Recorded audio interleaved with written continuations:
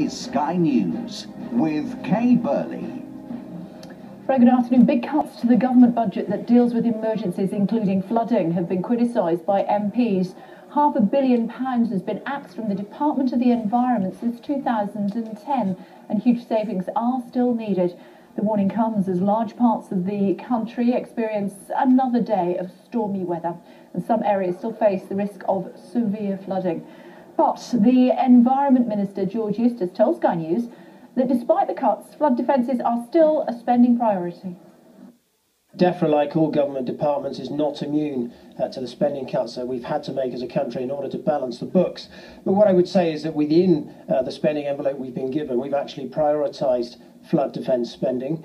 We spent £2.3 billion in the last spending review period. That's roughly the same as was spent previously. And actually in this latest budget round, we've secured another £2.3 billion going up to 2021, and that's going to be in real terms. So there's going to be a huge amount of money spent on flood defence spending. Although we've had to have cuts like every government department, we've prioritised spending on flood defence. Well, that was the Environment Minister. This is what his boss had to say when he was leaving Downing Street earlier.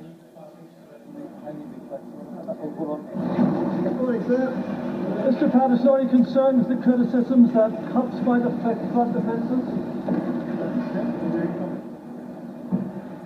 In other words, not very much at all. Wasn't very helpful, was it? Now, the south and west are once again at the greatest risk today. At the moment, there's a yellow weather warning across a large part of southern England. The Met Office says there will still be some heavy showers, and up to 20 millimetres or 3/4 of an inch of rain could fall in some areas.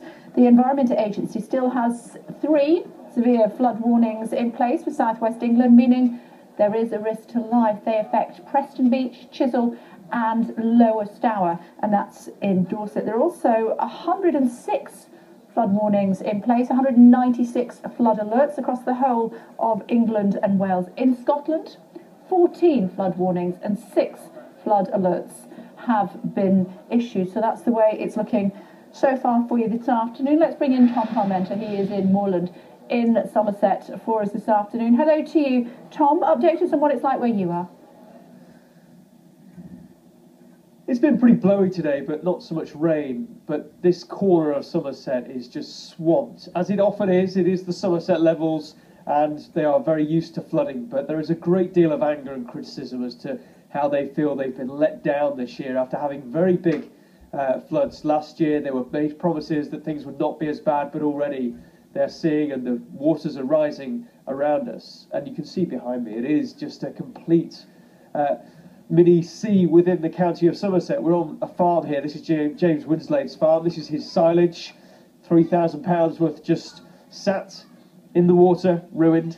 That is just another dent to his business. And you can see the fields behind just completely submerged. He has 800 acres that are underwater at the moment. James, thanks for joining us on Sky News. It's a tough time, this. Yeah. Trouble is, it's on the back of the flood last year, which we were completely swamped. It's come up a lot quicker than last year. I think it's going to be worse than last year. And the trouble is, it's on the. Chris Smith met with us on the top of Borough Month this time last year and said something would be done to the rivers, and nothing has. This is the Environment Agency making you promises that this would not get to this level again. Yeah, and it's fallen woefully short again. The pumps were put in far too late.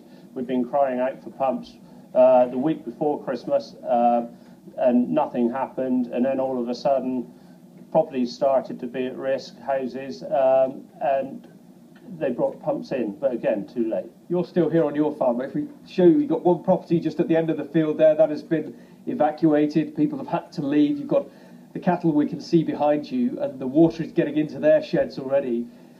It's a real logistical problem, this, isn't it, for you? Yeah, we've got 600 cattle here. This shed will be able to move a little bit later and bunch up with other cows.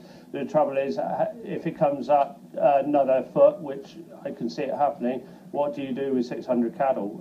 My parents' house over on the other farm is starting to go into the house, and they're in their 80s. You know, this isn't a usual thing, just under-investment in the rivers.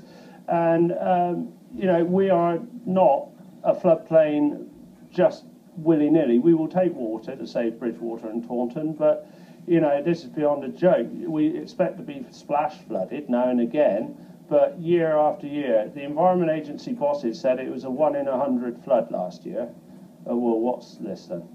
I think it's taken them by surprise, and you know, they're really going to have to do something seriously now. And you were telling me, James, you don't want to come across as a whinging farmer. You don't want to be just griping about your business. This is your whole community. This is a whole community. The roads are cut off everywhere. My wife has to go to work and take children to school. Instead of a quarter of an hour drive, she's had to drive for an hour and a half to get to work and school. There's a main A361 that travels through these moors. That is a main artery to Somerset. Traffic are having to go different routes. You cannot get into or out of Taunton or Bridgewater without at least a half an hour, 40-minute sat in your car, which should take 5 minutes. Okay, James, we'll leave it there. I mean, it is a very depressing picture for James and many other farmers in this part of Somerset. They just simply can't deal with a volume of water that just will not go away because, as we heard from James there, he believes the waterways are not managed to the levels that they should be. Just before you go, Tom, our intrepid reporter out there in the floods, you're not looking very well. Have you got a cold standing out in all this freezing cold weather? Okay, I appreciate your concern. It's very good of you. I've had 4 days or so. We've been down on the coast in Cornwall and Devon.